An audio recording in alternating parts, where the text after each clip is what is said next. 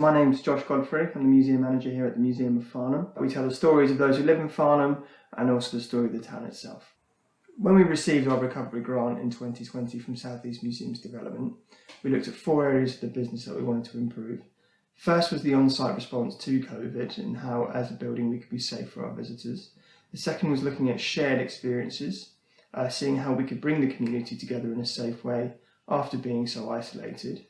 Also looking at building new relationships with particular elements of the community, identifying any areas of the BAME parts of our community we could work with. And then finally, it was looking at developing a temporary exhibition. Part of this recovery grant, we wanted to develop some new digital assets. We broke this down into 3 areas. 1, we wanted to look at accessibility of the first floor galleries. 2, we wanted to see if we could create a digital asset that made loan boxes more accessible for school children. And then 3, we wanted to help provide access to the story behind the house that the museum lives in, because it's not told very well. Now, to develop them, we worked with a local young chap who had just come out of university, and we were really keen to provide somebody with an opportunity of paid experience. The story behind the house asset is something that now sits within the museum and helps us tell a quite relevant part of our story to local residents that they can't access very easily. It also takes away from a kind of paper-based element of our work and allows us to be more environmentally friendly. Secondly, the school loan boxes. There's something we've had for years, but we've never been able to reimagine how they might be used. So we wanted to pilot an idea where a digital asset would travel with the loan box to the school and could enhance the learning or provide a new teaching resource for the teacher in the classroom. So finally, we worked with the same young man to develop the accessible video for upstairs, and it was really interesting to see the process around providing someone the opportunity to work with objects and film them, and for us as a curatorial team to gain the experience in working with a videographer professional in terms of providing objects for videoing. So top tips for developing new digital assets. If you are working with someone who's coming straight out of university, try to find yourself someone who has additional experience that might be able to advise you at points on what you're looking for. I think because you don't have those expertise, that can sometimes lead to a misunderstanding between you and the videographer or the providers, particularly if they're new, because they also don't have that experience to guide you. The second one is to be deadline driven. I think they're really important, particularly if you're working with someone who doesn't have that experience. It's the responsibility of you as the organisation to provide that structure and inform them of deadlines and make sure they're stuck to. Finally, it's realise the work that is involved. If you're developing a script from your side, if you need to source copyright, if you need to source additional images, it all takes time and it can be quite a commitment on your behalf. So be ready to commit those resources and make sure you have the time available. So when planning our co-curated community exhibition, we looked at it being the end product first, meaning what did we want to get out of this exhibition? We knew we wanted to talk about COVID, people's lockdown experiences, and it then dawned on us that we couldn't tell those experiences for people because of them being in isolation. Therefore, the co-community and co-curation element came in. So trying to connect with our communities to source material for the exhibition was through the networks that we already had. This could be the schools that we work with already. We have a venue hire with a lot of local groups that use it, so we got in contact with those who hire regularly. We put adverts into local papers, we used social media, so there was a cold calling element, and this allowed us to get quite a wide variety of people involved. So some of the biggest challenges when trying to engage with communities initially was not having the relationship there already and having to cold call. This meant that sometimes you wouldn't get anywhere very fast and you had to make sure that you went into their space to engage with them.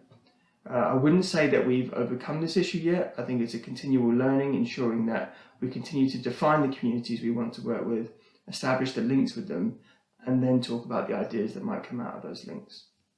So the reception of the exhibition from those involved was really powerful for us, actually. I remember a specific moment when we were finally able to invite people in for an opening, and watching people talk and show off the objects that they brought in was really meaningful to us as a curatorial team. You don't often see that interaction with visitors. So we think the visitors received the exhibition really well. We've had comments in our visitor feedback log about the exhibition saying how powerful it was, how impactful it was on them, realising that they weren't alone in the experiences of lockdown. During the project, we wanted to connect more with Farnham's BAME community, and I think coming out of lockdown directly into this project, there was a lot going on around the Black Lives Matter movement and the entire international scene of what was happening. Translating that into a local level was very difficult for us because actually the BAME community in Farnham represents a very small percentage. So what we had to ensure as a team was that what we did wasn't tokenistic and it was authentic. So there's definitely been some lessons learned in working with our BAME community and engaging with them. First and foremost is perhaps a personal one, is that's to make sure that you go in completely transparent and honest, because I think it's a topic that sometimes people are afraid to approach. And if you want to build those connections authentically, you have to go in saying, we as a museum haven't connected with our BAME community before. We want to, and this is why. The second lesson is the why. You have to make sure you know what your why is before you engage with the community, because if you don't, you won't come across as authentic. I do have a few bits of advice if you're wanting to connect with your local audiences. So a tip for finding those underrepresented audiences is looking at the data. There's lots available out there, and then it can help you find and define those audiences and communities you want to work with. 2 would be to be transparent and honest in your approach. If you haven't worked with that audience or community before, just be honest about that. It's okay that you haven't, but identify the reasons to them why you want to work with them. And finally, it's be meaningful with your work. Too often you can try and do something because you think it's important or it's a trend. The work has to be there and it has to be meaningful. So working with Helen, our Museum Development Officer, before we even wrote the grant had a huge impact on the outcome. The reason being is that while you have these internal conversations, I think sometimes an external perspective can be so helpful in ensuring that you get the right outcome. And Helen had a very long conversation with me to begin, and it provided great context as to what was going on with other museums, how others might think, and pointing me personally in the direction of information and groups that I might talk to. This then led to a much stronger application, and in fact helped define the application, because all of our blue sky thinking then had to be filtered into this grant. So a huge impact on the final grant. So working closely with the MDO was personally very helpful for me. As a young manager in the sector, it's allowed me to gain more confidence in applying for grants, but also thinking strategically. A huge part of work that came out of it for us was the museum organisational health check. Doing this alongside Helen and with my team members allowed us to focus on specific aspects of the business, see where we are at the moment, what we'd like to improve on, and then also get the advice from the MDO in the report as to where we can look to move things forward. Yes, our internal conversations around inclusivity and relevance have definitely changed since this project.